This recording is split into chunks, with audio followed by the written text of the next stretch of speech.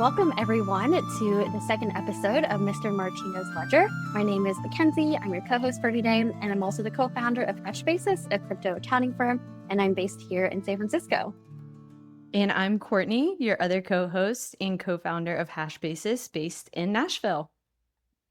All right, and today we are talking about ancient Egyptian accounting. I'm so excited for this. I really went down the rabbit hole again on ancient Egyptian accounting, which I didn't know was even possible, but it definitely is. And when we're talking about ancient Egypt, think pharaohs, snapping crocodiles along the Nile River. And I also thought of that song by the Bangles, Walk Like the Egyptians. I love that song. And if you also heard of it, the Eye of Horus, we're going to be talking about that today as well. Now, I think this episode may be a two-parter. We have a lot of notes, and there actually might be some bonus episodes we're going to record as well, because there's just a lot of content to cover here today. But to set the scene, I wanted to start with the ancient Egyptian creation story, or more aptly named the creation myth as well. So, according to ancient Egyptian lore, before the world was created, there were swirling primeval waters that represented disorder and chaos.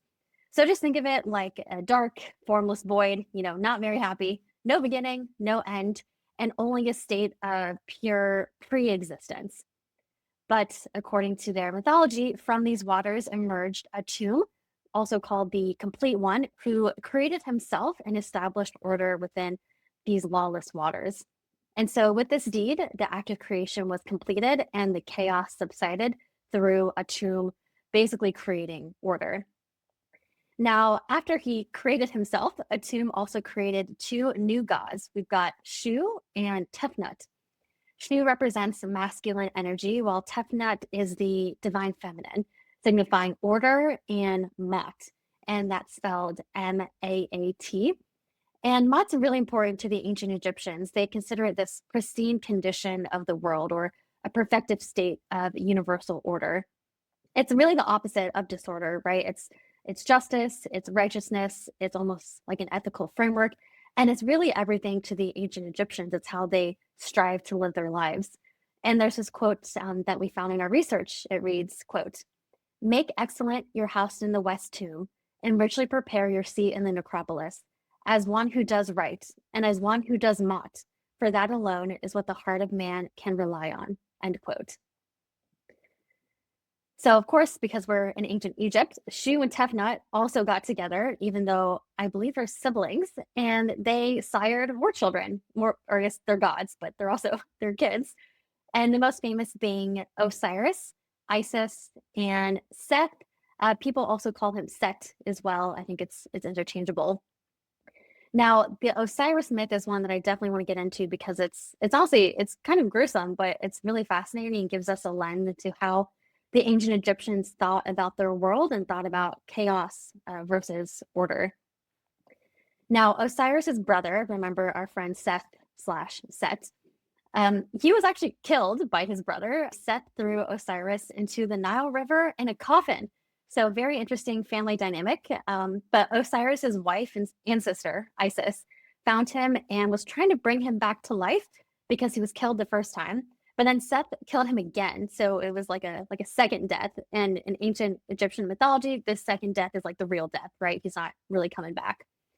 And so after the second death, Seth cut Osiris's body into 42 parts and scattered them throughout Egypt, which is why ancient Egypt was divided into 42 provinces. They called them nomes back then, but very much tied to their mythology, as you can see. But Isis, his good old wife and sister, she patiently uncovered the parts, counted them, reassembled them. The parts somehow impregnated her, even though Osiris was dead. And so she had a kid with Osiris named Horus. And that's where, the Eye of Horus, it's this guy. And he's considered the new representation of Osiris, but he is his son. So I bring this up because we get a lot of themes from this story. So for example, themes of violence, which is represented by Seth, and also restoration of order and Mat, which is represented by finding and counting Osiris's body and producing Horus. And so just keep this in mind, order and Mat versus violence and disorder. The ancient Egyptians were always striving for order. They liked hierarchy. That's how they lived their lives, and that's That was their creation story. So this was very important to them. Now, along with the Osiris myth, there is one other myth that I want to talk about before we get into the history of accounting, and it's the Day of Judgment myth. I find that most cultures have some kind of Judgment Day, apocalyptic type of story in their mythology, and the ancient Egyptians are no exception. I actually found this wonderful relief sculpture in the research that we were doing, and it actually depicts the Day of Judgment. It's like a drawing, and there's hieroglyphics. It's really wonderful. We can link it in the show notes.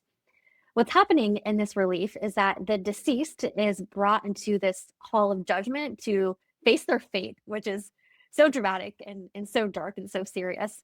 And what's happening is that his heart, which I guess was taken out of his body, is placed on a scale. So his heart's on one side of the scale, but then on the other side is a feather, which represents Mot, right? Which is order, righteousness, justice, all things good in the ancient Egyptian universe. So the idea here is that his heart is being weighed against order, being weighed against the ideal, the pristine condition of the world. Because if he wasn't a good guy in the current life or in the worldly life, then he's not going to go to the eternal life that the Egyptians are always striving to get to. Now, in this relief, there's also another god here, and this god's super important. His name is Thoth. There's some other names for him as well, but we're going to call him Thoth. He's prominently featured, and he's actually recording the weights on both sides of the scale. You see him actually with a pen in his hand, or not a pen, some kind of stylus, writing on a tablet.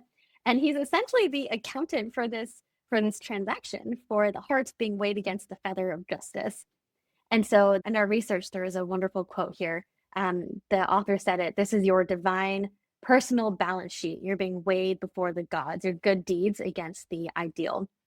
So accounting for the Egyptians wasn't just about the numbers. It's not just about being counters. It's really divine technology, and it's about restoring order amidst the sea of chaos. So hopefully that sets the scene for our conversation today. And really, I just want to impress upon the audience that accounting is not just about counting things. It's about the creation of the ancient Egyptian people themselves. It's how they view themselves and it's how they view the world. Okay, that was kind of heavy. Courtney, any thoughts on any of that or any questions?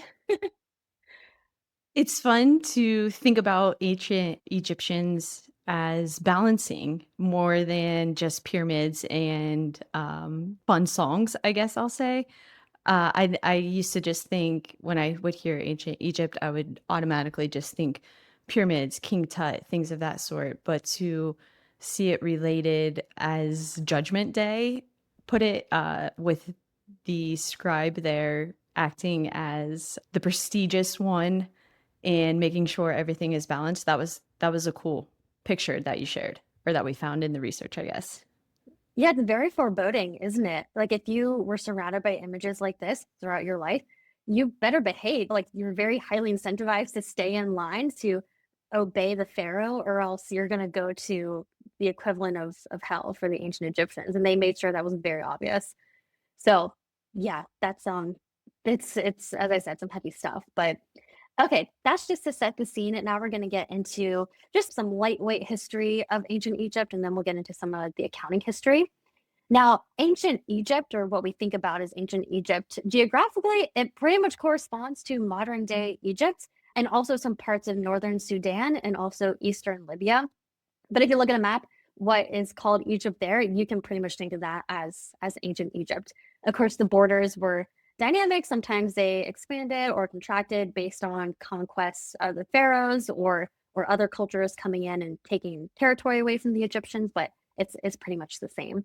And the crazy thing is that their civilization lasted for 3,000 years, roughly from 3100 BCE to 30 BCE. And it officially ended during the Roman times, which no shock there. The Romans did that to a lot of civilizations and peoples. But yeah, just think about that. They had this whole life in civilization before the Romans really got started. So just to put that into perspective. And just to simplify it, and this is a gross oversimplification, you can break down Egyptian history into three main periods. There's a lot more than that, but generally the historians have agreed there's three main periods.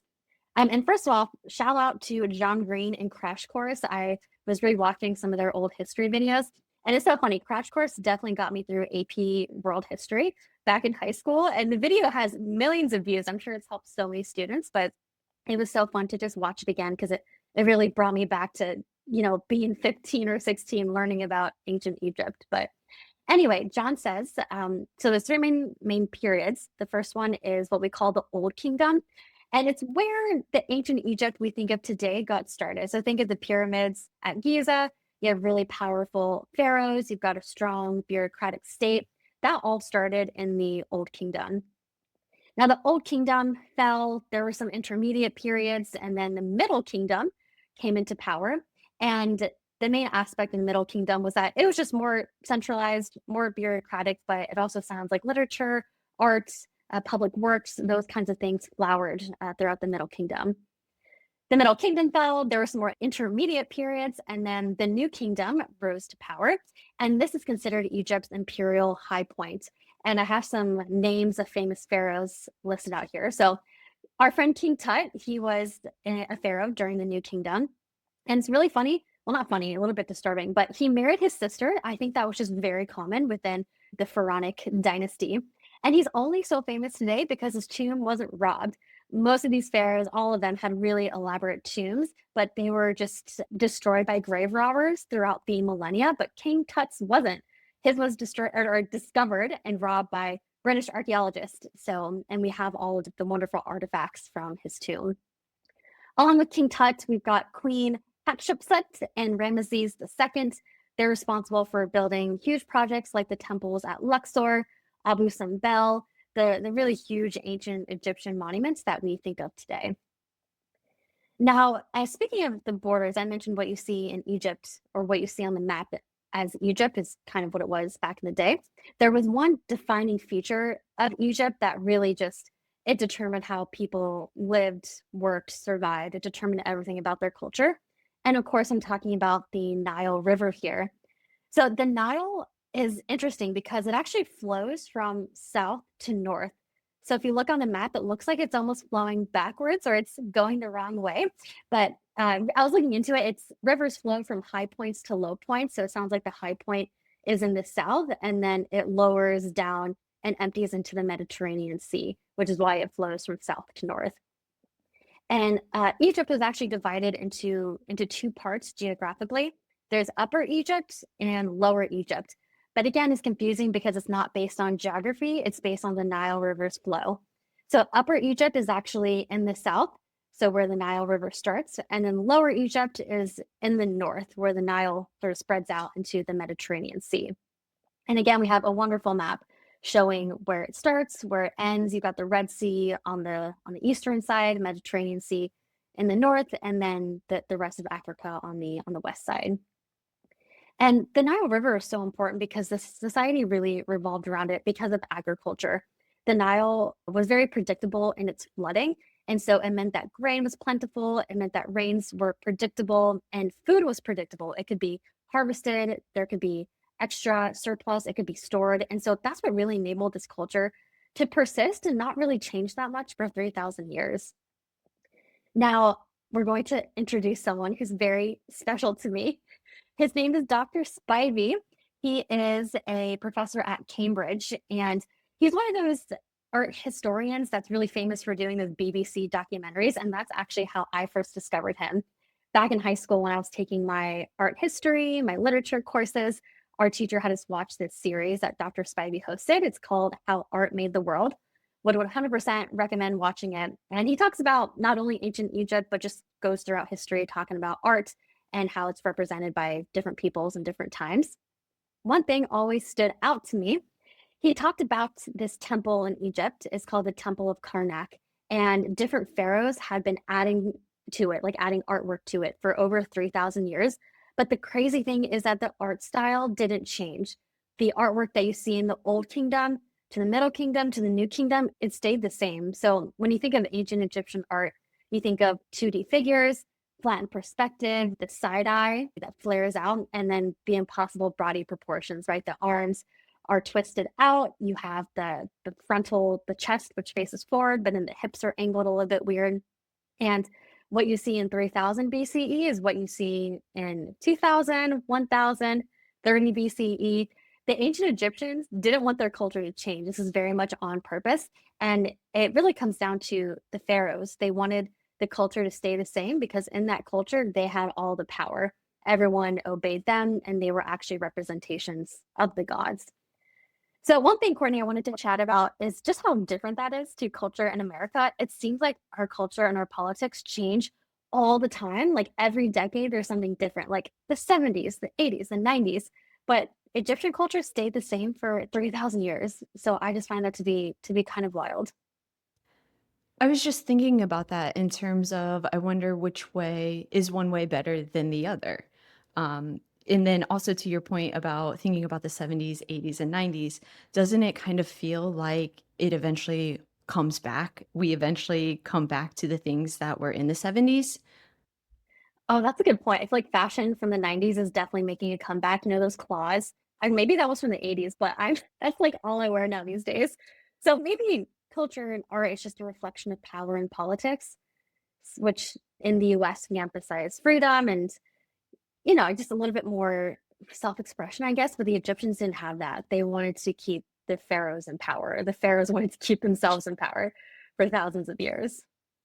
Yeah, it's definitely interesting to think about, especially in terms of the artwork, like you had mentioned, especially nowadays where we have NFTs, right, on the blockchain. And that's drastically different than the 2D figures that the Egyptians were working with. Imagine bored apes staying the same for 3,000 years on Solana or something, or on Ethereum. I And just can't never imagine that. and never going above 2 ether ever again or something crazy like that. Yeah, but that's a great way to think about it in terms of ancient Egypt. It just didn't really change that much. So, yeah, and our discussion for today is gonna revolve around the profession of scribes, which really did not change that much either. Their primary function and purpose was continuous, between the Old Kingdom, Middle, and New Kingdom. The scribes are considered the bookkeepers, the writers, and mathematicians of their day, and they were really the backbone of this elaborate bureaucracy. They really kept the wheels spinning here. And our main resource or main source of information for this discussion of the scribes comes from a professor, a PhD professor. His name is Mahmoud Ezamel. I love this guy because he dedicated his life to researching accounting in ancient Egypt.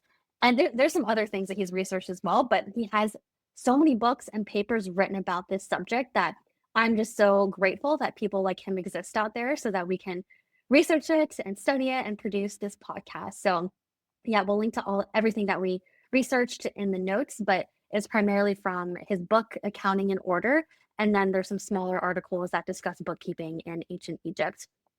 So let's get into the scribes though, because as accountants, we can definitely relate to the scribes. And being a scribe in ancient Egypt was very favorable and it was considered a very prestigious career.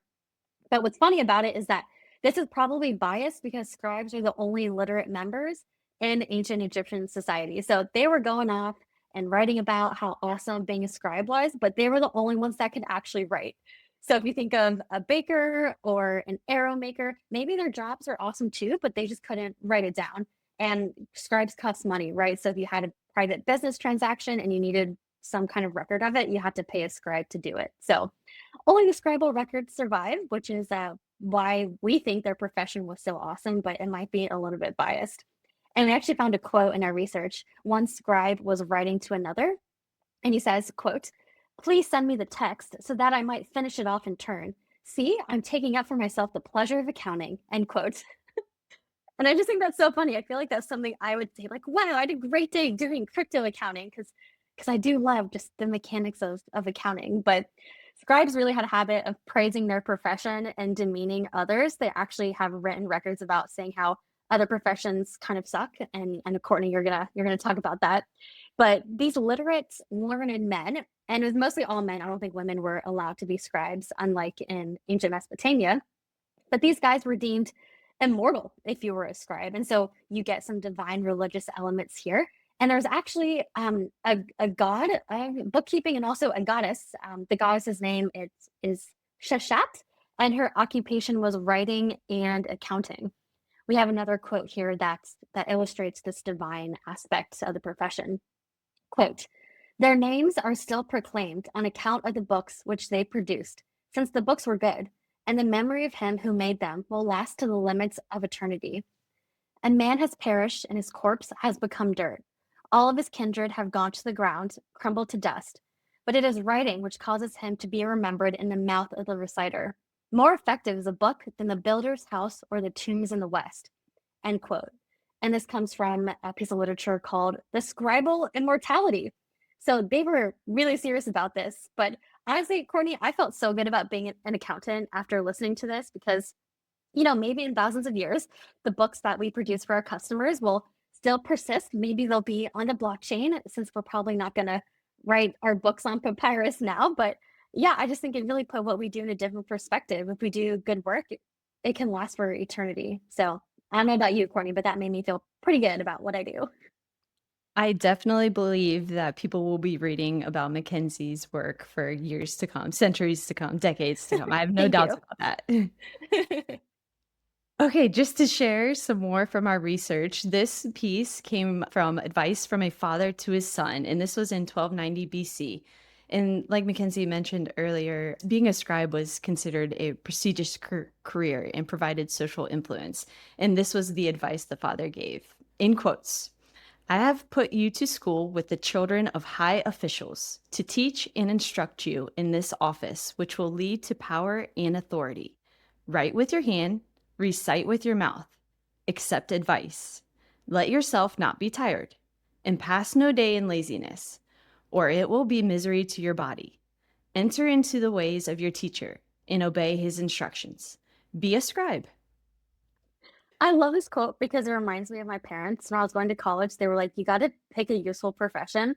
Because back in the day, I wanted to be an art historian, be a curator at the MoMA or the Met or something. I was so into it. But my parents were like, no, you need to become a doctor, a lawyer, an engineer, or an accountant.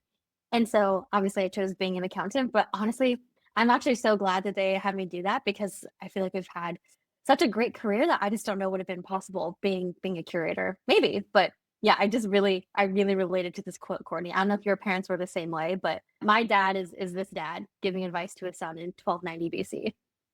I was just gonna say, I feel like this advice from 1290 BC is still very relevant today. I think it's great advice. And it was interesting to continue on to hear more about the different trades back then. And there was this text called The Satire of the Trades, and it was composed by a man called Duaketi. What a name! Who lived in the Middle Kingdom, and he was sailing upstream with his son Pepe to enroll him in scribal school. And the father is comparing the leisure and prestige of the scribe against 18 other professions like carpenter, barber, jewel maker, potter, arrow maker, and some other different professions. And in quotes, or I'm not sure if this is like a poem or just a glimpse from the text, but the father says, the jewel maker bores with his chisel in hard stone of all kinds. When he has finished the inlay of the eye, his arms are spent, he's weary. Sitting down when the sun goes down, his knees and back are cramped. The reed cutter travels the delta to get arrows. When he has done more than his arms can do, mosquitoes have slain him. Gnats have slaughtered him. He is quite worn out. See, there's no profession without a boss, except for the scribe. He is the boss. Hence, if you know writing, it will do better for you than those professions I've set before you, each more wretched than the other. This quote is so funny. He's like, You're the boss if you're the scribe. Don't be some guy who has his knees worn out. You could just write and have a life of leisure." So it really does sound like scribes were the knowledge workers of their day. And honestly, we were talking about this, but it sounds like a way better deal of being an accountant in ancient Egypt than it does being an accountant today. Because if you're an accountant at a big four firm or mid tier, whatever, you definitely still have a boss. You are not your own boss. So, yeah, the ancient Egyptians definitely had it better. It seems like they were more esteemed. I feel like accountants today aren't held as in high regard, but maybe that's because most people in our society are literate and can do math. And my job definitely is not leisurely, definitely not at all. So I don't know if I agree with this dad. But yeah, at least we're the boss here at Hash Bases, but still. So scribes are the ones who had the power to write these immortal records of themselves. So again, they could go on about how awesome they were, how immortal they were, but there were also some tangible benefits as well. Based on what we researched, it looks like scribes didn't really pay taxes either, which is sweet. I wish we had that benefits. They didn't pay them, but they were very instrumental in levying these taxes and collecting them.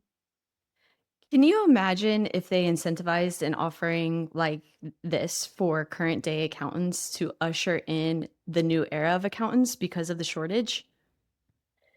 Yeah, I think if the government said, "Hey, CPAs don't pay tax anymore," I think you'd see a huge influx into the profession. Maybe that's one way to solve the talent shortage, but I don't know if the government would actually go for that. That seems like a pretty big budget that most people wouldn't agree with. Because especially now with the AI coming, this is kind of a tangent, but AI is probably going to be able to do a lot of our like the more low-level tasks in our jobs, like recording journal entries, reconciling, putting together financials. All that's very rote and it's mathematical, right? You got the debits and credits. If they don't add up, you know you're not right. You know to go back and fix something. That's something the computer can do, and especially AI, it'll be able to do it for us. So I don't know, Courtney. I don't see the government dedicating a budget to accountants or just saying we don't have to pay tax, but a girl can dream. I agree. And if that's the case, then my girls are going to scribe school. Yes, my kids as well. Maybe we'll start our own scribal school. And actually, we are going to talk about that a little bit later in this episode about how these scribes were educated.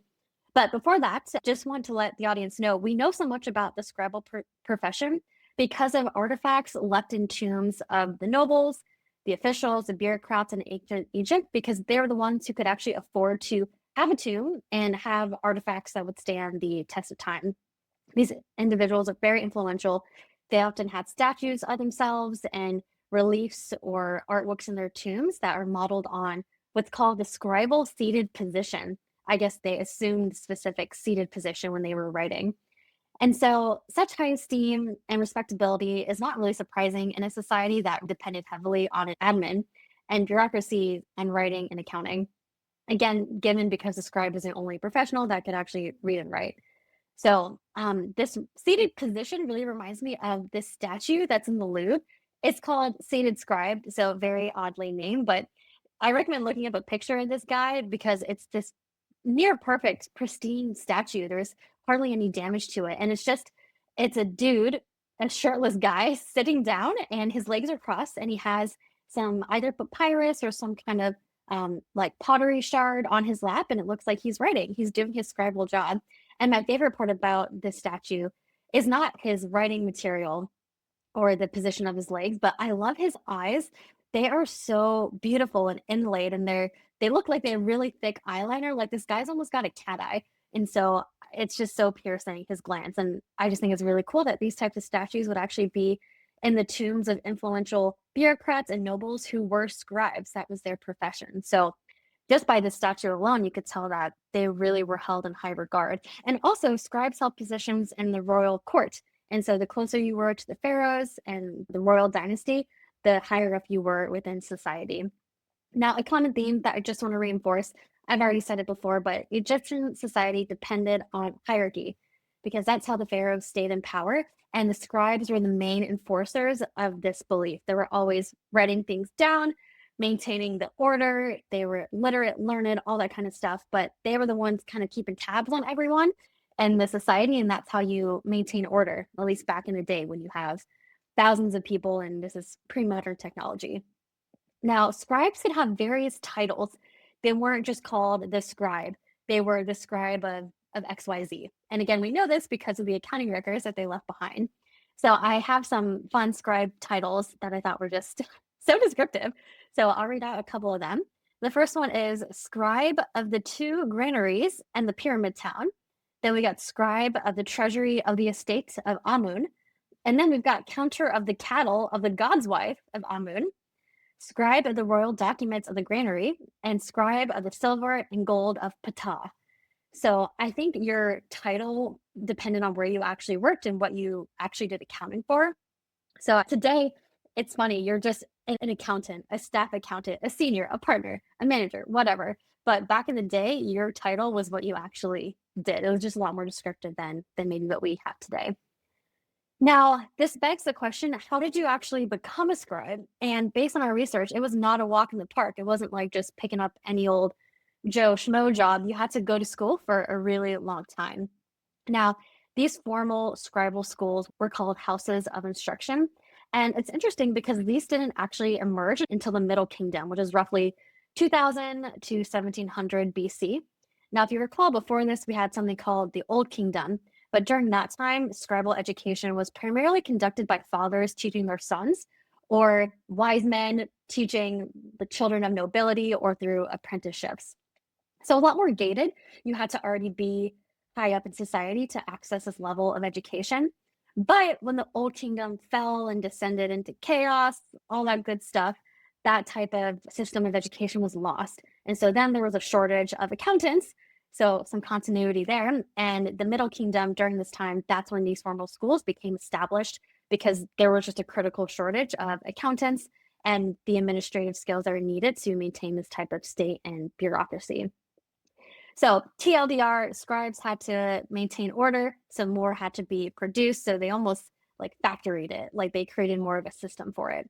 And what's really cool about that is that scribal education wasn't just for the elite in the Middle Kingdom. Before in the Old Kingdom, it kind of was, it was passed down father through son, so it was hard to break into. But in the Middle Kingdom, anyone could pretty much sign up for a scribal school. And from that point, it was pretty much merit based. If you were good at what you did, you learned, you actually studied and went through the whole whatever 10, 15 years, then you became a scribe. In that satire of the trades passage that Courtney was reading, it really provided evidence that children can come from ordinary provincial families. Pepe's father, we can't find any evidence that he had any sort of title or significant wealth, but Pepe, he was able to attend a scribal school along other pupils that were maybe more provincial, but then other pupils that were sons of the nobles. Now, pupils started at these houses of instruction between 5 to 10 years of age, so they were little and they had to complete school, and then after that they would complete apprenticeships before they could become full-fledged scribes. And we don't know the exact age at which this happened, but it seems like around in your 20s, early 20s, you would have already completed school and your apprenticeships, and then you can just go out in the workforce. What do you think we can learn from how the ancient Egyptians responded to the accountant shortage after the end of the Old Kingdom?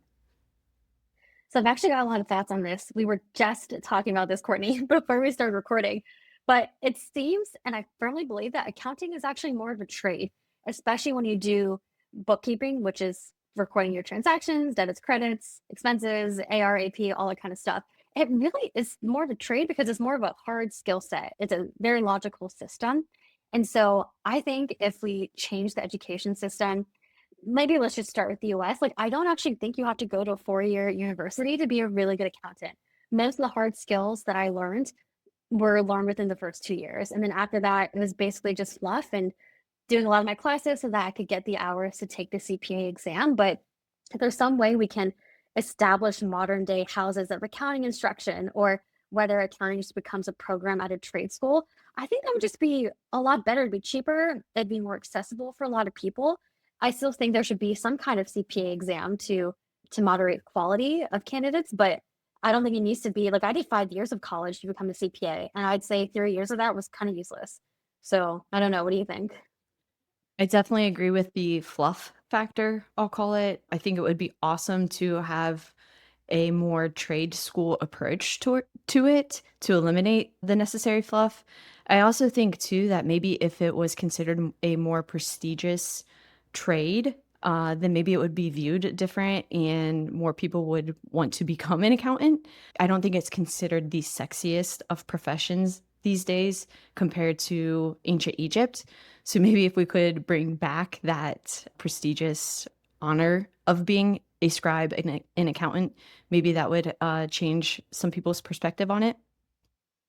Yeah, and I also think we should maybe ask ourselves this question in maybe 10 to 15 years once AI has become what it's inevitably going to be, because maybe we don't need a trade school for accounting because AI can already do it. Maybe it's some other kind of education, maybe more higher level, more analytical. And then, yeah, maybe then you do need a 4-year degree for that.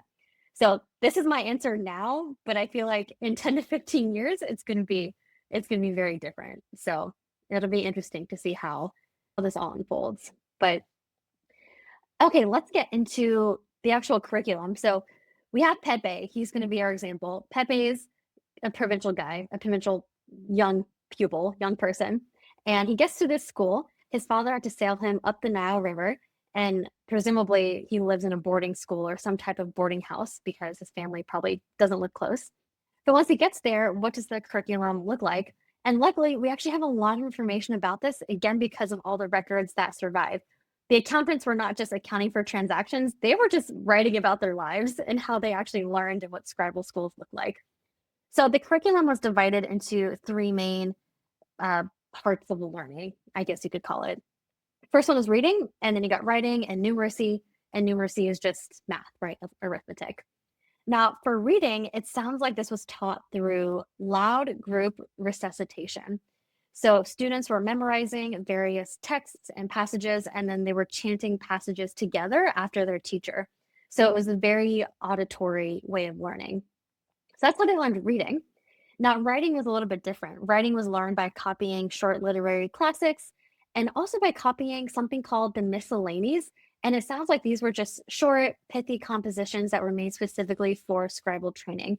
So I think some of the passages that we've already read out are coming from the miscellanies, like this little book of sayings that are easy to copy. Almost like, I don't know, Courtney, if you remember, like when we were in kindergarten or first grade, I remember getting a little cursive book and we would just write out like the cat ate the dog. Maybe not that or something like that, but that's how you were learning writing. Like that's how they did it. It sounds like in ancient Egypt too. Continuous, and I still see it with my kids sometimes, like, especially Xander. He'll still bring home things, not so much this year, but definitely the past couple years in 1st and 2nd grade, still the same things. Yeah, so it sounds like learning writing has not really changed in what, 5,000 years now? So, and when these students were copying out these compositions, they would either write them on these boards made of wood or plaster or something called ostracane, which is like a pottery shard. So just a throwaway piece that you could write on because these were students that were just learning and practicing for the first time. But students progressed through several stages because remember, this type of education was, it took many years. And so first they memorized short passages, then they started copying them, then they moved on to Middle Egyptian text, which is considered like a classical form of the language. And then they moved on to late Egyptian texts that were more contemporary. So it sounds like they learned both what people actually, like how they actually talked, maybe slang, and then the more formal version of the writing. Now, how they learned numeracy, I think, is very different, I think, to how we learn it today. Numeracy was taught silently. There's actually a quote from, I think, the Miscellanies, and it says, "Let no sound of your mouth be heard." So you're not supposed to chant or do anything loud when you're learning math. It's supposed to be more of a silent, internal type of learning. So students mastered addition, subtraction, multiplication, and division. And interestingly, they worked with integers and they also have fractions. We're actually going to talk a lot more about fractions in a little bit, but their math was very practical. They were learning these four basic types of arithmetic operations to do things like measure and value crops, determine crop yields, allocate provisions, such as how many loaves of bread is each worker going to get, record economic transactions, like I gave 2 cows to Pepe, and then also record lists of personal wealth. So how much assets and how much debt a wealthy individual might have. Now, as I mentioned, fractions were also definitely a thing. And they actually had a cheat sheet or a shorthand for their fractions, and it's called the Horus I fractions. I cannot make this up. This is amazing. This actually comes from a myth. So, Horus, who remember is the son of Osiris, and Isis, who were siblings. So, Horus was fighting Seth, which is his uncle, I think, very Lion King here, but Horus is trying to get revenge for Seth killing his dad.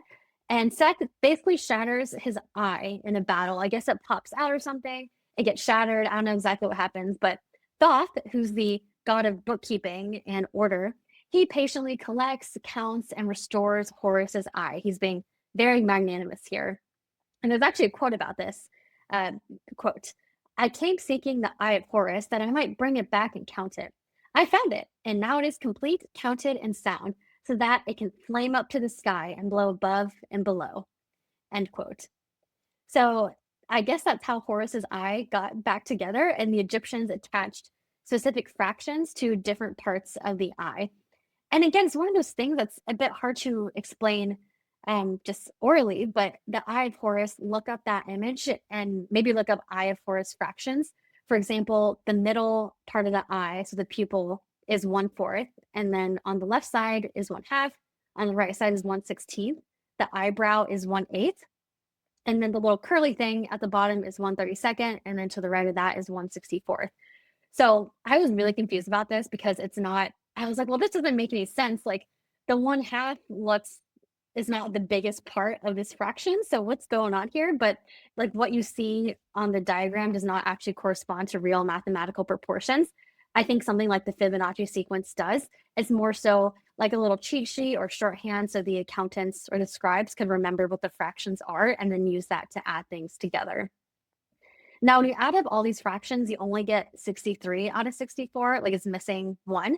But apparently thought he just generously donated maybe like a fake eye or like a fake part of the eye to get 64 out of 64. And I just find this myth to be so fascinating because it's just another example of chaos being turned into order through accounting, through math, through a very systematic way. And it's linked to the gods. Like this is about Horus, the son of Osiris, and Thoth, who's another well respected god. So that's the Horus eye fractions. I really just want a t-shirt of that. I think that would just be the coolest thing. And it's not only that, we also have access to homework problems. Like think of like a workbook where there's math problems. It's called the Rind Mathematical Papyrus. And there's actually just problem sets that these scribes had to do. And I guess presumably that was their homework for the night. So I have a couple examples here. And it's so funny. These are so practical. I love it. Problem number 63.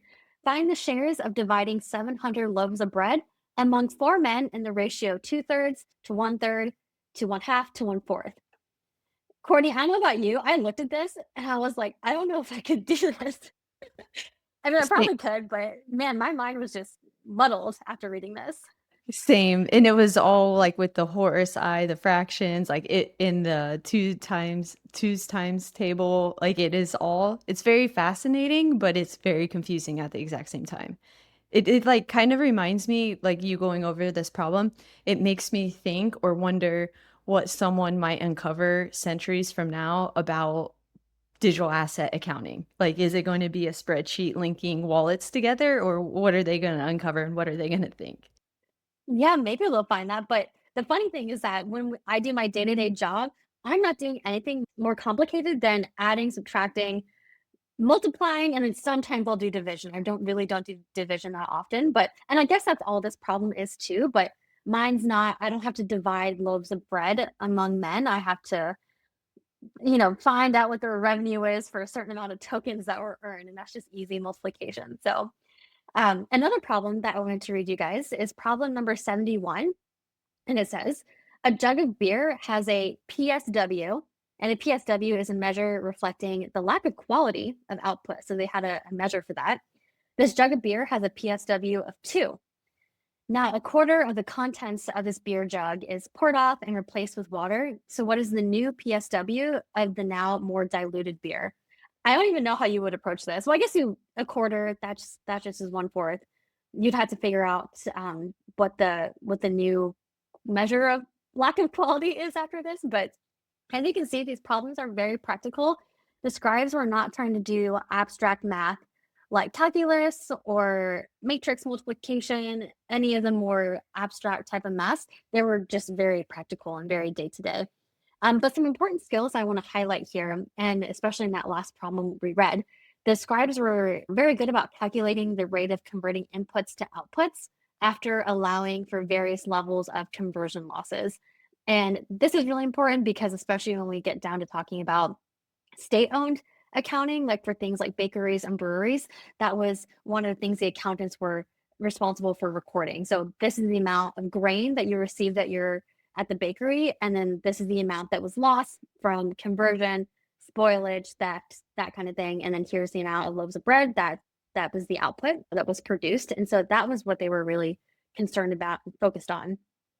Now, something that I thought was just so mind-boggling was that apparently multiplication wasn't part of like the Western English world curriculum until the 1600s. So if you were in the Middle Ages, you were so far behind an ancient Egyptian scribe, it's not even funny. Like these scribes were more mathematically competent than probably most of the civilizations that have actually come after them. And I have a quote, another quote from a miscellany that illustrates this. It says, quote, "You begin to read a book, you quickly make calculations. Let no sound of your mouth be heard. Write with your hand, read with your mouth. Ask from those who know more than you, and don't be weary. Spend no day in idleness, or woe to your body. Try to understand what your teacher wants. Listen to his instructions. Be a scribe." End quote. This is hilarious. I can definitely see one of my accounting professors saying this. And something that really stood out to me, where it says "woe to your body," that actually is legit because these scribes had very intense discipline. Like I'm talking about when they're in school. If you did not study, the scribal teachers would beat you and they would put you in stocks. And as a refresher, stocks are wooden blocks that they put around your feet and they're traditionally used for criminals. So you can't really walk around. So they were very serious about this type of instruction, which is maybe why being a scribe is so prestigious because not everyone can make it through these, it sounds like harsh conditions, at least in the beginning. And they really incentivize their students to do the carrot and the stick because everyone knew how awesome it was to be a scribe. That's what the miscellanies were all talking about. That's what Pepe's father, Duaketi, was saying to him. He's like, hey, your life is going to be leisurely. You're going to make so much money. You're going to have an awesome tomb. But at the same time, they were beaten if they slacked off and didn't do their homework. So it wasn't just all a walk in the park. You actually have to put in a lot of effort. Another quote here, quote, "Pass no day in laziness or you will be beaten. The ear of a lad happens to be on his back. He listens when he is beaten. Attend to what I have to say." And this is, again, an instructor talking to one of his students. And it sounds like they were a little bit sassy. Like a lot of these miscellanies are a bit sarcastic as well.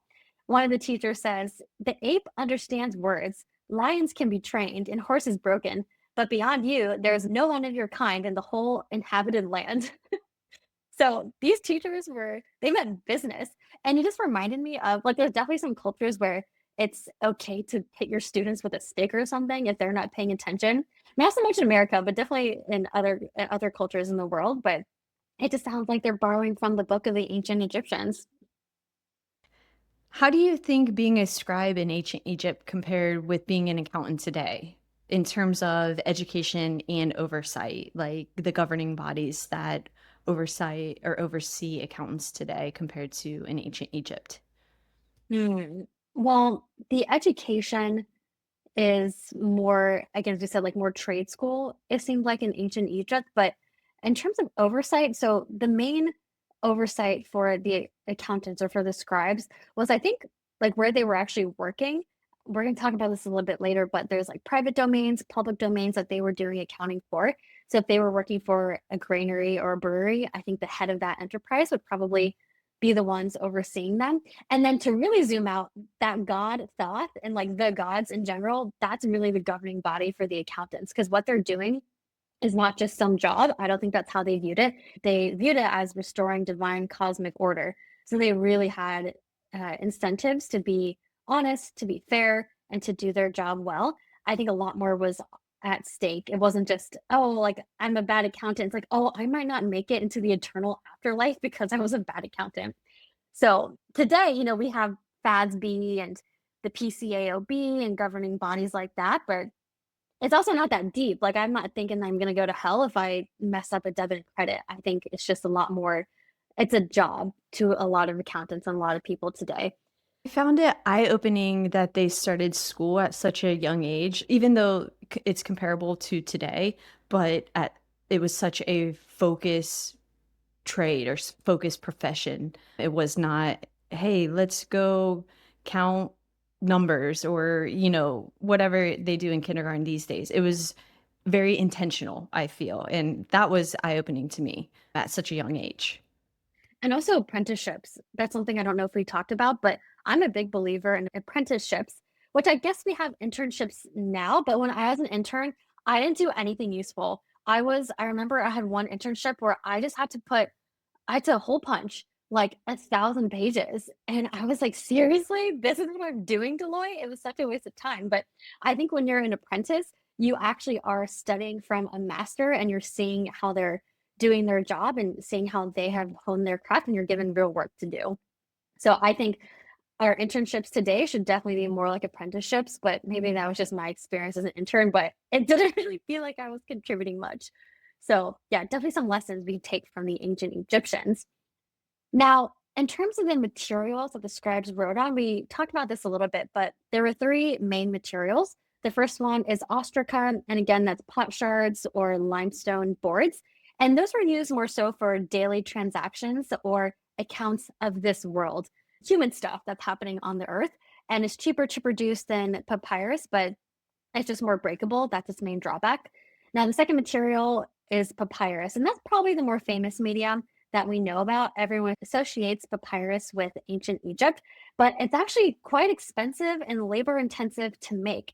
You have to press and weave papyrus stalks. I think you make them into a pulp and then you lay them out, you dry them, and then you weave them together.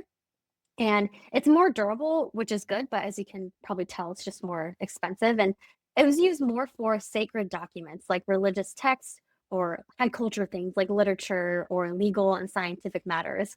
Now, in preparation for this, I also watched a really awesome video about this one village in Egypt, like modern day Egypt, that is still making papyrus. And it walks you through the process of you see some guy going out to the fields, cutting papyrus stalks, they're threshing them, they're putting them in water, pulping them, weaving them. It's this whole process. And so it sounds like there's just this one village that's really doing this in Egypt, but the art has not been lost, which is really, really special to hear. Now, the third material is walls of burial chambers and monuments. Now, this was very uncommon. It was rare. It was reserved for royalty. So think of the pharaohs and all the carved walls and elaborate tombs, temple complexes. And the ruler, a lot of the times, is detailing what he did during his life. Like, oh, I donated this amount to the temple. I fed these amount of people. I built X amount of temples to these gods. And so this was definitely more monumental and large scale and what we think of when we think of ancient Egypt. So, in terms of materials used, what do you think is more permanent, a carved stone record or a digital ledger on the blockchain? Hmm. I think they're both permanent, but in different ways. Because obviously the carved still, we have a lot of ostracone shards, a lot of papyrus. Like a lot of the stuff from Egypt has survived, and that's why we're able to do so much research. It's why our friend Mahmoud Ezemil can write 500-page books on this. There's just a lot that's been left to us. So I think that's extremely permanent. Whereas digital ledgers on a blockchain, I also do think that's very permanent, but it's very dependent on the medium. Like all of our data is being stored in AWS. So, and as you know, right before recording this, there was like a huge AWS shortage a couple days ago. Our website wasn't loading, Slack was super slow, and so it's it's funny you bring that up because I just remembered how impermanent cloud actually is. Like it's in the cloud, but yeah, it's just on a server farm somewhere in Texas, you know. So I'm kind of split. I don't know. Then I'm glad you brought that up because that's exactly what I was thinking about when this question came to mind was the outage that we just suffered because I was actually thinking like a digital ledger on the blockchain, like that's never going to go away. That's permanent. But then we had the outage and it made me rethink the question because here we are, how many years later, still doing research and still uncovering new things about carved stone from way back then. So yeah, I'm torn as well. I don't have an exact answer. I just found it to be an interesting point. Right. Bits and bytes are very ethereal, but underneath it is a physical hardware server located somewhere in a server farm. So it's easy to divorce yourself from that reality, I think, when everything's just digital. But okay, so the next part we want to chat about is vocabulary. So very exciting, but the scribes actually did have their own accounting vocabulary, very similar to what we have today. They had words for revenue, expenditures or expenses, interest, prices, costing, subtotals, totals, grand totals, balance due, and remainder. So they had their own lexicon for the work that they were doing. And that's honestly no different than what we do today. The amount of times I say depreciation, amortization, and capitalization is just bonkers. And they were probably the same way. Now, scribes use hieratic script, and it's a cursive form of hieroglyphics. So if you imagine, or an ancient Egyptian tomb or those monuments that we were talking about, that's usually written in fancy big hieroglyphics. There's a lot of really cool images on there, but there's a smaller, more cursive form that was actually used for all these administrative documents. And there's a really cool resource that we are going to link to. I think it's called Count Books in Ancient Egypt, but they have images of what hieratic looked like, and then there's translations underneath to English. And honestly, it's really hard to describe. There's just a lot of symbols, pictorial elements, but some of the translations underneath are saying, the king who speaks to Amun according to his appearance is offering in front of you according to your appearance and was provided with bread, beer, bowls, wine, incense, fruits, and there's just a whole bunch of symbols. So definitely look at that if you're interested to see what the papyrus or the ostraca actually looked like. I'm just amazed that people could read this and understand it. And what I was thinking or wondering was whether hieratic was phonetic, because if you remember to our last episode, talking about cuneiform, a big innovation that the Mesopotamians did was that cuneiform was phonetic. So you could basically just write any sound. And so that just was, made for a flourish of creativity and document writing. And based on what I saw, it looks like hieratic was only partially phonetic. You could depict sounds partially, but then there's also a bunch of symbols that represented different ideas and ideologies. So I'm still a bit confused on that, but it seemed like it was a bit of a mix. But either way, it worked for them. So after schooling was finished, so maybe you start when you're 5 or 10, you're in school for another 5 or 10 years, then the scribes would go ahead and do their apprenticeship. And then after that, they were full fledged scribes that could just take on jobs by themselves. And that's actually going to be our next section, which is what did scribes actually do in the real world? And the way that Mahmoud actually breaks it down, he describes it as public accounting versus accounting for the private domain. And how do you think this breakdown runs parallel to the kind of accounting we work on at Hashbasis? Yeah, it actually is very similar because our breakdown is companies versus individuals. And so individuals, for example, will calculate your gains and losses on Form 8949. And we don't file personal returns, but that is one aspect of working with individuals. Whereas the companies are more, or it's entity based. It's a layer of liability protection between the owners and what's actually happening in the company. And so that kind of parallel is very similar to this public versus private domain. In ancient Egypt, the public was more so accounting for state owned enterprises like the granaries and bakeries, and the private domain was accounting for individuals, often wealthy individuals. So in ancient Egypt, it was more like private versus state owned. I'm not sure if that's exactly how they were thinking about it, but they didn't have companies. It wasn't really a capitalist market in the sense that we have today. It was more like normal, like individual people, and then the state, which is the pharaoh that controls everything. And we're going to get into the private accounting first, and then we'll go ahead and cover the public domain. Now, according to our research in the private domain, there was three main types of transactions that these scribes were recording. So the first one is the most obvious. It involves transactions where goods are being exchanged in the marketplace once they have been valued using a money of account. So just to clear it up, there was no actual money, like there's no coins, no bills like we have today, but instead there was something called a money of account. The most popular one that the Egyptians had was called the deben. That's Deben. And it was expressed in weight approximately equal to 91 grams. So it was more of a theoretical, abstract concept, and it was a way to standardize goods. And we'll get into an example of that in just a little bit. But the second type of transaction was paying craftsmen for specific objects that they made. So if someone makes a bed or a coffin, you would cost that according to the parts, and then you would pay for them. And then the third type of transaction is just inventoryless, detailing personal wealth. So a scribe would come in and then just look at everything you owned, value it, write it down, and then I didn't see this confirmed directly, but I assume they would subtract any debts to come up with like a net wealth type of calculation.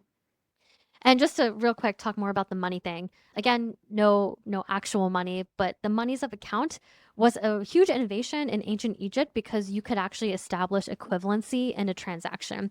So if I'm giving up a cow and I'm looking to sell it, I want to be sure that what I'm receiving is equal, even though it's not going to be money, it's not going to be a coin, it's going to be some other type of good. So it's kind of like more equal bartering, it sounds like. And the question you would ask would be, are the two goods being exchanged of equal value? Or what we would call economic reciprocity. And so accounting was really instrumental for this because the scribes are recording the free market prices. I don't know if free market is the right word for it, but they were somehow establishing values of equivalency that people could look at and be like, oh, last week Pepe sold a chicken to do a kedi, so and this is what he paid for it. And so people could look at that to establish market prices. Now, an example of how this would actually work, I was very confused by the whole Devon topic until I saw an example of this. So, when someone paid 120 Devon for a cow, they might actually give a combination of cloth, oil, sandals, and jars whose accounting value, so kind of like their weight, equaled 120 Devon. So, Devon was weight based. There's also a kite, which is also weight based. It's roughly 9 grams. And then a snew, that's SNIW, which is 7.6 grams. That was used for weight based measurements, but there was also more specific measurements for grain because Egypt was the breadbasket of the Mediterranean during their day, but also when the Romans took over, that's what Egypt's like primary value to the Roman Empire was. And there's a couple of measures for grain. There's the car, that's KHAR, that was roughly 76 liters. There's the Hecate, which is very popular. That was used a lot in relation to the Eye of Horus fractions. That was about 4 liters. And then the Oipe, that's OIPE, was roughly 19 liters. So, and this isn't even covering all of them. In our research, there was a bunch of other monies of account as well that are used for specific commodities, it sounds like. We're also going to link a really wonderful image depicting scribes weighing silver, gold, and oxen. The scribes are really into weighing things. I think that's why they like the Deben a lot because it is a money of account that's tied to a weight. And you have a scribe that's carrying, or he's got some kind of scale above him. And then on the top of the scale, I'm pretty sure that's the representation of Mot. Remember the divine cosmic order that Egyptians strive towards. And then on the right side, you've got some very buff. He looks very, he's got a very broad chest. He's recording the transaction on some kind of ostraca or papyrus. And then there's a bunch of hieroglyphics or probably hieratic around it. So the Egyptians were really into not only writing about accounting, but depicting it in artwork as well. So that was the private domain. Just think of wealthy individuals paying scribes to account for their transactions. And yeah, that's an important point. If an individual wanted to have something recorded, they would actually have to pay the scribe. The scribe wasn't this public resource. You had to essentially pay them for their services, similar to how you would pay for your accountants like Hashbases today. The second type of transaction that the accountants would record would be anything in the public domain. So when I say public domain, I mean state enterprises like temple complexes, bakeries, breweries, and especially granaries. Ancient Egypt was extremely centralized and controlled. You know, they love their hierarchy, they love the pharaohs, and the scribes were really the recorders, supervisors, and perpetrators of this hierarchy, which is why the gods praise them so much. The pharaohs love them because they just let them go about their business ruling other people and maintaining their power. Now, it sounds like the public domain accounting was a bit more complex and elaborate compared to the private accounting, which was pretty much just recording transactions and lists of wealth. The public accounts were extensive. They were maintained in a tabular format with multiple columns, and there's actually one papyrus that was found where there was 80 columns, which man, I cannot even fathom dealing with accounting. Well, actually we do. A lot of our a lot of our digital asset reporting has a lot of columns, so I can relate to that. But these accounts had clear dates, like they would record the day, the month, the season, the year. They'd be very specific about that. These accounts were closed at period end, balances were carried forward. And I even found that they used different colored inks, like red or black ink, to differentiate different commodities or expected versus actual values. So this was very sophisticated. Now, just to be clear, we're still not at double entry accounting. They did not have debits and credits. A debit is not a debit, but they were still pretty much on single entry accounting, but they were recording inflows, outflows, inventory list, rations allocated to employees, taxes, all that kind of stuff. They were definitely writing that down. And the cool thing is that it looks like the format of the actual accounting documents changed over time. So back in the Old Kingdom, you would get these really large, wordy papyrus scrolls recording all the transactions, and it sounded like a story almost. But then sounds like the Egyptians got a little bit more efficient, and by the New Kingdom, these papyrus scrolls were a little bit smaller and less verbose. Now, if you compare that to today, we have like a little memo field, but it's really just about the numbers. We're not writing a story about our transactions. We're just saying, hey, this was for this, and then we move on. Now, just to get into the hierarchy part a little bit, there were three main departments of the state, which is hilarious. It sounds just like a government in the modern world, but the three main departments within this public domain, there was the internal government, and that was like the civil government that dealt with things like the treasury and the state granaries. And that was further divided. There was overseers of the treasury, there were mayors, village chiefs. So again, just imagine a hierarchy going all the way down with the pharaoh being at the top. Another department was administration of conquest, because we are in ancient times. Defeating other people is a way that you made money and expanded your territory. And then dynastic accounting, or like the dynasty, was a separate area that scribes were employed in as well. Now, what's really awesome is that we actually have some accounting records from one of these internal government functions. We have something from a bakery, and this bakery was around during the reign of Pharaoh Seti, roughly, let's call it like 1300 BCE. And I consider this like a state-owned enterprise, not to put it in communist terms or anything. This is a completely different time and place, but the state, the pharaoh, owned this bakery and governed what came in and what came out. And based on the records that we have, it looks like there were various metrics that the scribes were using. There was counting measures that accounted for conversion losses. So when you make bread, there's evaporation. Sometimes some flour gets lost, or the quality is not that great. And then speaking of quality, there was also quality measures. I already mentioned that PSW earlier. That was measuring the quality of the output, and it indicated how many loaves were produced from one hecade of flour.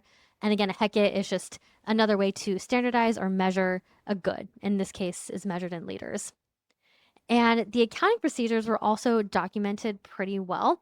And I loved reading this because I see words like reconciling, reckoning, recording. They were doing a lot of the same stuff that we're doing today. So, for example, reconciling grain deliveries from granaries with bread deliveries. And these scribes back in the day, they were actually doing actuals versus expected. So they'd be like, okay, I think based on all this information that we're going to have this number of loaves being delivered. And then they would corroborate that against what was actually received. And if there was a huge variance, then they would look into that. They'd also reckon baking accounts in terms of both grain input and output of bread. So they'd say, based on the amount of grain we put in, did we actually produce the amount of loaves of bread we expected? And they would maintain daily accounts for individual bakers. So these accounts would be listed or titled by the responsible individual. So they could say, oh, Pepe, you didn't produce the amount of bread that you were supposed to, and we can tie it to you because we have an account for you. They also recorded conversion losses beyond allowable limits, and they recorded delivery shortfalls and weight deficiencies. So they were very meticulous about this, primarily because this is a distributive system. People pay taxes to the state, but of course, since there's no money, they're paying taxes in goods. And then these goods were then redistributed out to the people. And so the temples were often involved in this, large temple complexes, but then state granaries, state bakeries, breweries. And the scribes were really the supervisors, the double checkers of everything. And I really just love that they were doing analytics whenever crops were being harvested. The scribes would actually go and they would look at the farmland. They would look at what the crop looked like. They would estimate how much tax that they should be receiving from that farmer, a pure estimate based on, various variables. And then they would compare that against the amount of tax that they actually received. So again, like a budget versus actual, they were doing this 5,000 years ago. Now, there's also some other related documents, or you could call it like supports. Wasn't quite invoices and bills, but for example, for any expenditures, which are outflows of goods, there were other documents attached to it. They had order forms. That reminds me of like a purchase order, witness statements saying, yes, I received this amount of goods, or I sent this amount of goods, daily summary accounts, also detailed accounts, and it held different regions accountable. And kind of like how it showed which baker was responsible for a particular amount of bread, it would show, oh, this region was responsible for this amount of taxes or this amount of grain. Did it actually deliver? And so this just maintains or reinforces the theme we've been talking about this whole time. Accounting is maintaining the sacred divine order. That is its role. It's not just about numbers, it's about the cosmos, which is just so rad to think about. Now, our last part that we're going to talk about today, at least for this episode, draws on this theme. There's actually a papyrus that has come down to us called the Papyrus Harris, and it was composed after the death of Ramesses III. So we're talking 1193-ish BC. And it's a list of deeds that Ramesses III completed during his reign. And he reigned for 31 years. So it lists out all the great deeds he did, but it also lists out the gifts that Ramesses gave to the great temple at Thebes, Heliopolis, and Memphis. And yes, Memphis is actually an ancient Egyptian city name. The town in Tennessee just stole it. So I kind of forgot about that, or I didn't realize it. And on this very elaborate temple scroll, there's accounts for each temple, and it includes different sub accounts for each account. For example, one account is called God's Income, which would be a great band name. It reminds me of that Drake song, but I guess it's just the amount of donations that people contributed to this particular temple. But then this temple also records the king's gift to the gods, so what the king gave, records the grain that was used for a feast, grains for feasts that the king actually found or that the king hosted, and offerings for the Nile god. So imagine this huge papyrus, different sub accounts for each temple, and then within those sub accounts, it has all these various accounts showing what was contributed or donated to the gods. Now, what's really special about the Papyrus Harris is that this whole account is 31 years of accounting. But that means that these accounts were being kept daily or monthly, and then they were summed up when Ramesses III died. So imagine having to do meticulous accounting for 31 years, and then when your pharaoh dies, having to add it up and reconcile it and hoping, fingers crossed, that it ties out at the end. And that's what these accountants had to do. And so for them, especially for these pharaohs, the accounts were not just numbers, they were a religious flex. They were saying, wow, I was able to contribute this amount of grain to the gods. What about you, new pharaoh? And so it was really just these pharaohs sizing themselves up and comparing themselves against each other and trying to outdo each other, because the more that you gave to the gods and the more that you were magnanimous to the gods, the more favor that you would have in the afterlife and the more favorably you would be remembered of this world. So, okay, overall, just to wrap it up, ancient Egyptian society really relied on accountants called scribes to maintain the order and hierarchy of the pharaohs. They viewed the world in stark terms. We have order versus chaos, and they always were looking to come back from disorder to a state of equilibrium or a state of mot. Descending into chaos was really seen as cataclysmic, and it was on a religious cosmic scale. And what's really special is that accountants probably enjoy the highest level of esteem in this era and in this culture than we ever have. It makes me want to go back in time and see what it was like to be a scribe back in 2000 BCE. So hopefully you guys learned a lot from this episode. So, all right. Thank you, everyone. Courtney, any final words? I have a whole new perspective for ancient Egypt. I no longer view it as just pyramids and temples and King Tut. I think it's super cool that the scribes were considered so prestigious. And I definitely think it relates to today. Like our clients come to us to keep their books orderly, right? And to eliminate chaos so they can focus on what is most important to them, and that is their business. So it was really cool to research and to see exactly how they did things back then and how it can also relate to what we do every day. We're not just accountants, Courtney. We are maintaining the cosmic order. How's That's that for right. you? Amazing. We will talk to everybody next time. Thank you. Thank you.